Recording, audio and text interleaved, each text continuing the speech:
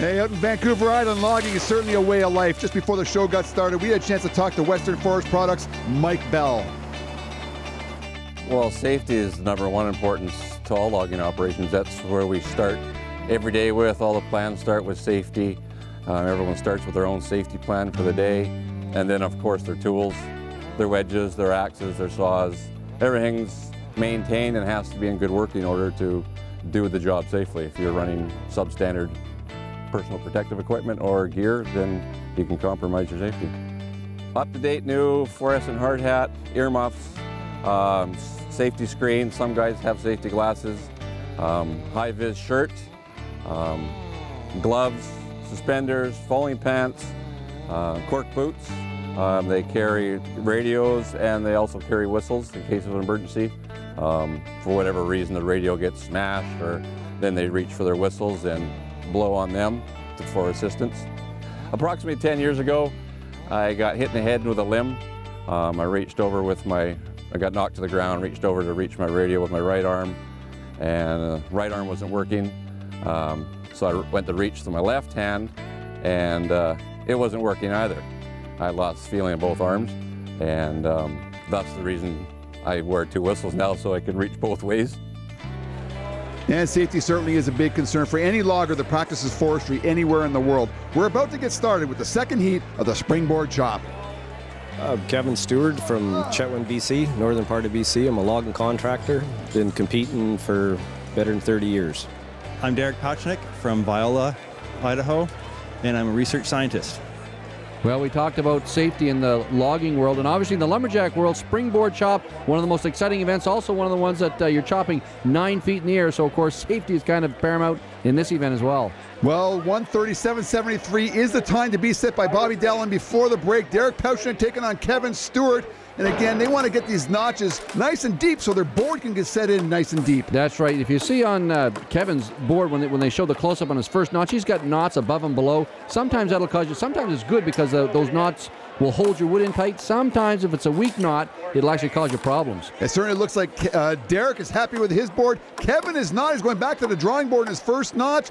Derek is putting in his second board. He's well ahead at this point. Yeah, great camera work there to show you a close-up of a decent notch. Again, it doesn't look quite deep enough. Well, I'll be interested to see if his board stays on the horizontal or not. But Derek is definitely getting into the chop on the top here. You can see how Derek's left foot is not quite out at the end of the board. The further he can get his left foot out in the back of the board, the more he can extend his arms, the more power he can generate. And Kevin's struggling with this slab on the springboard pole. That's right. He's going to have to go deeper now. Of course, you can't go too far around the tree because you've got three guys who are going to use the same upright pole. So, of course, he's just got to go deeper in where he's at now. It's going to be tough for that notch out of the bottom. Well, earlier we saw Bobby Dowling using duct tape. Might not have this been a good idea for Kevin Stewart using duct tape to maybe prevent that slabbing? Actually, any lumberjack that looks at that pole, sees a knot above and below, will think that those knots will hold it. And I think he wound up going into a soft knot on the bottom and actually broke away on him. Well, Derek Pauchnik is certainly going to win this heat over Kevin Stewart, that's for sure. Will he take down the 137 set by Dowling before the break? It looks like he might. He's only at 120 right now, and he's going to take a couple more chips out here. That's right. In his backstroke, he's making sure he gets the bottom chips out. He's got to put a couple drivers in, reach that far wood. He's got 2 inches on the far side to reach through.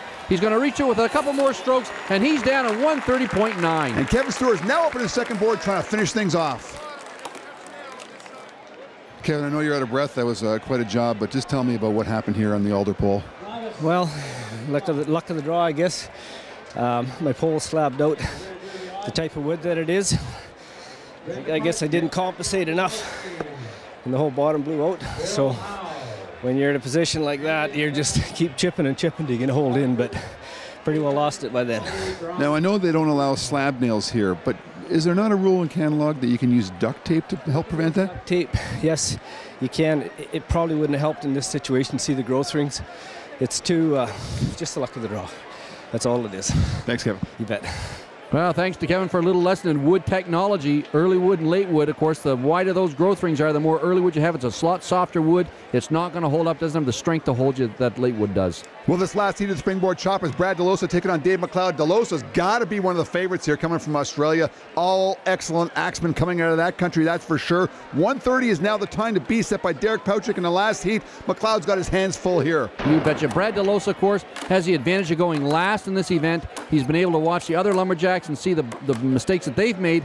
And of course, he's capitalizing on that using duct tape to make sure he holds his wood nice and tight. Looks like McLeod is struggling with his first notch there. Looks like DeLosa had a perfect 4-hit notch there, and he's got a 4-hit notch as well, or maybe it was 6, I'm not sure. I didn't count them all, but he's up in the second board, and it looks like a good one. That's right, 6 strokes. He went a little bit deeper again, taking advantage of watching the guys before him. Saw the 4-stroke board hold that Derek used in the last heat. Didn't get him in quite deep enough. His board sagged a bit. Took the extra couple swings, and look at that board. Nice and strong. He's using all the spring off the back of that, making good, strong hits with his axe. DeLosa looking very relaxed up there. He's got his lines hitting perfectly with his axe. McLeod now up on his second board. He's got to be happy with that board. He looks pretty comfortable. He's not going to catch DeLosa. Is DeLosa going to catch Pouchnick? That's the question right now. Dave McLeod doing a phenomenal job. Good, strong board. He's hitting good and hard. He's going to try to catch some of these guys that have already gone, getting that chip out of the way. DeLosa's on his backside. Now he's going to be putting in the final few drivers to get this block off. It looks like he's going to handily beat the 130 time of Derek Pouchnick. Brad DeLosa is going to win the springboard chop with a time of 105.53.